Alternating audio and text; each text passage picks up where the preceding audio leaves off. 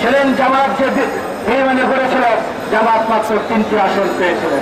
তাই আজকে আমরা বলতে চাই, আজকে 5ই আগস্টের পরে যাতে তারেক রহমান প্রধানমন্ত্রী না হতে পারে, বিএনপি রাষ্ট্রীয় ক্ষমতা না আসতে পারে, আজকে জামাতে ষড়যন্ত্র করছে।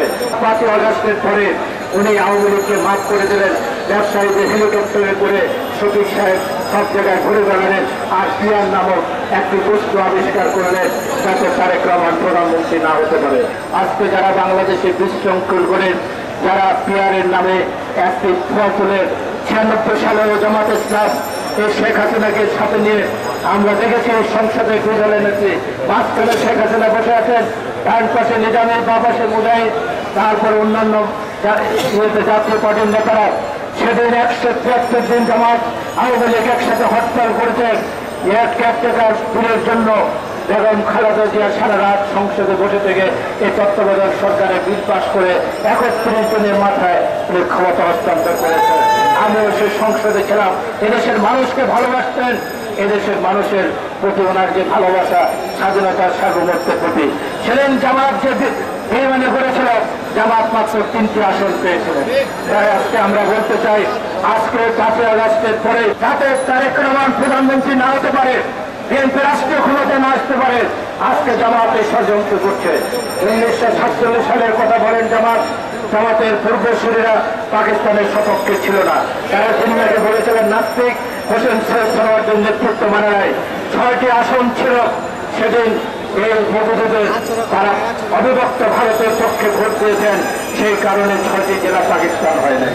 তারা সেদিন অবিভক্ত ভারতে মহাত্মা গান্ধীর সাথে ছিলেন, তারা নেহরুর সাথে ছিলেন, তারা জিন্নার সাথে ছিলেন না, হোসেন সৈয়দ সরওয়ার্দের সাথে ছিলেন না।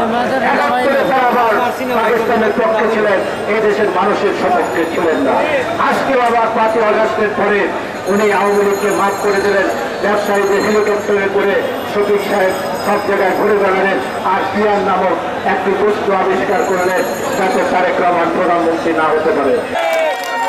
আমরা বলতে চাই, আজকে জাতির ট্রেনে, নির্বাচনের ট্রেনে উঠে গেছে, এখান থেকে কেউ থামাতে পারবে না। কারণ সেনাবাহিনী নির্বাচন চায়, নির্বাচন কমিশন নির্বাচন চায়, অন্তর্বর্তীকালীন সরকারও নির্বাচন চায়, এদেশের 95% মানুষ নির্বাচন চায়। অতএব নির্বাচন হবে, বিএনপি ক্ষমতা আসবে, তারেক রহমান প্রধানমন্ত্রী হবে।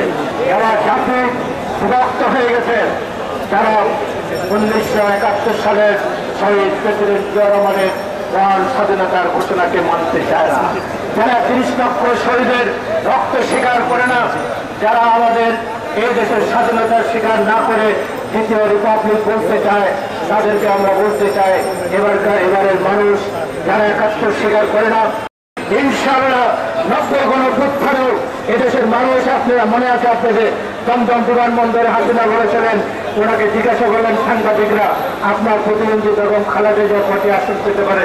উনি তাচ্ছিল্যের স্বরে বলেছিলেন 8-10টি আসন পেলেও পেতে পারে। কিন্তু এদেশের মানুষ তারা শেষে ভোট দিয়ে বেগম খালেদা জিয়াকে বাংলাদেশের প্রথম মহিলা প্রধানমন্ত্রী